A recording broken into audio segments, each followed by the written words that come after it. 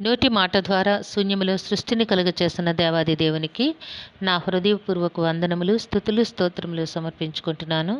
అందరికీ శుభోదయం. ఇది నా మహోన్నతుడైన దేవాది దేవుడు నీ కొరకు సిద్ధపరిచిన వాక్కు.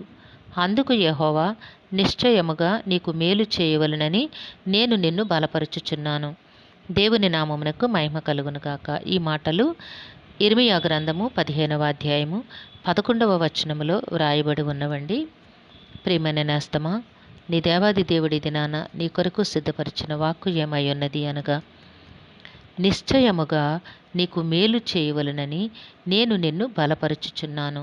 దేవుని నామమునకు మహిమ కలుగునుగాక. ఈ కాంటెక్స్ట్లో భక్తుడైన ఇర్మీయా గారు చేసిన ఆ విజ్ఞాపన ఆలకించి దేవాది దేవుడు చక్కని ప్రత్యుత్తరమును అనుగ్రహించారు. అలానే నీవు చేస్తున్న ప్రతి విజ్ఞాపనను కూడా దేవుడు వింటూ ఉన్నారు. ఈ జీవితంలో ప్రతి సంగతిని కూడా దేవుడు గమనిస్తూనే ఉన్నారు. అయితే నీవు అనుకుంటూ ఉన్నావు, నేను మేలు అనుకొని ప్రయత్నము చేసిన ప్రతి ప్రయత్నము కూడా నాకు కీడుగా మారిపోతోంది. నేను చేసిన ప్రతి పని కూడా నాకు చెడుగా మారిపోతోంది. నా జీవితంలో నాకు మేలులేమీ కలుగటలేదు. అన్నీ కూడా నాకు చింతాక్రాంతముగానే ఉన్నవి. ఏ పని చేసినా నాకు ప్రతికూలముగానే మారిపోతోంది అని నీవు అనుకుంటూ ఉన్నావు నేస్తమా. కానీ నీ దేవాది దేవుడు నీకు మేలు కలుగుట కొరకే నిన్ను క్షణక్షణము కూడా బలపరుచుచున్నారు. కష్టములో, కీడులో, ఇబ్బందిలో నీకు ఆయన బలమునిచ్చి, మనస్సులో నెమ్మదినిచ్చి నిన్ను జీవింపచేస్తూ ఉన్నారు. ఎందుకు అంటే, వీటన్నిటి విషయమై నీకు ఉన్నతమైన మేలును దేవాది దేవుడు దాచి ఉంచారు, సిద్ధపరిచి ఉంచారు. కనుక అట్టి మేలులు నీవు అనుభవిస్తావు. వాగ్దానము చేస్తున్న దేవుడు నమ్మదగిన దేవుడై ఉన్నారు గనుక నిశ్చయముగా నీకు మేలు చేయవలెనని నేను నిన్ను బలపరుచుచున్నాను. ప్రతి విధమైన శోధన సంభవించినప్పుడు ఎంతో మానసిక వేదనను అనుభవిస్తూ ఆ క్షణములోనే మరలా నీవు బలపరచబడుచు ఉన్నావు. అంటే నీ దేవాది దేవుడు నీతో ఉన్నారు నేస్తమా. నీ దేవుడు నిన్ను చేయి పట్టుకొని నడిపిస్తూ ఉన్నారు. సృష్టికర్త అయిన దేవాది దేవుడు నిన్నెన్నడూ కూడా విడిచిపెట్టలేదు. నీ పక్షాన ఉండి నీకు మేలులు కలుగు నిమిత్తమై సమస్త కార్యములను కూడా ఆయన జరిగిస్తూ ఉన్నారు. తప్పకుండా నీ దేవుని చిత్తములో ఆయన ఆశీర్వాదములను నీవు పొందుకుంటావు, అనుభవిస్తావు.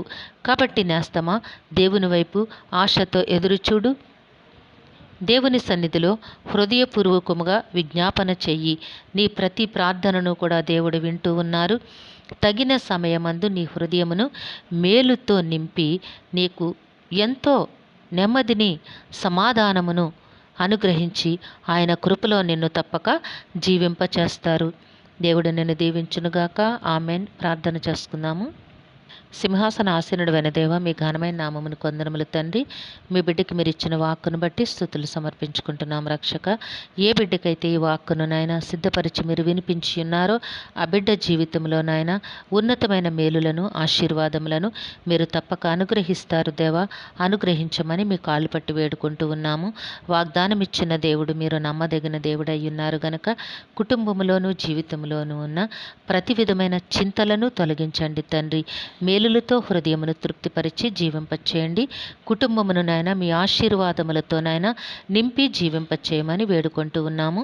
ఈ దినము పుట్టినరోజు, వివాహ దిన మహోత్సవములు జరుపుకొంచున్న బిడ్డలందరికీ మీ ఆశీస్సులు, దీర్ఘాయుష్ను అనుగ్రహించి మీ కృపలో నడిపించండి నాయన. మా ప్రియులందరి కుటుంబాల్లో ఉన్న నాయన చింతలు తొలగించండి నాయన. నాయన బిడ్డలు వివాహాల కొరకు, ఉద్యోగాల కొరకు, నాయన గర్భఫలాల కొరకు ఆశతో ఎదురు చూస్తూ ఉన్నారు. నాయన సకాలములో నాయన మీరే సమస్త ఆశీర్వాదములను అనుగ్రహించి కాపాడమని వేడుకుంటున్నాం తండ్రి. ఆయన కుటుంబములలో ఏమీ తక్కువ కాకుండా మీ సమృద్ధి అయిన ఆశీర్వాదములు అనుగ్రహించి మీ నామ మహిమ కొరకు జీవింపచేయమని సమస్తమును మీ కృపకు అప్పగించుకుంటూ ఈ ప్రార్థన మా రక్షకుడును మీ ప్రియ కుమారుడైన యేసుక్రీస్తు వారి అతి శ్రేష్టమైన నామమున అడిగి వేడుకొనుచున్నాము తండ్రి. ఆమెన్. కరుణా వాత్సల్యత కలిగిన దేవుడు మీ కుటుంబ జీవితంలో ఉన్నతమైన ఆశీర్వాదములను గ్రహించి మిమ్మును ఆయన నామ మహిమ కొరకు జీవింపచేయునుగాక. ఆమేన్, ఆమేన్, ఆమేన్.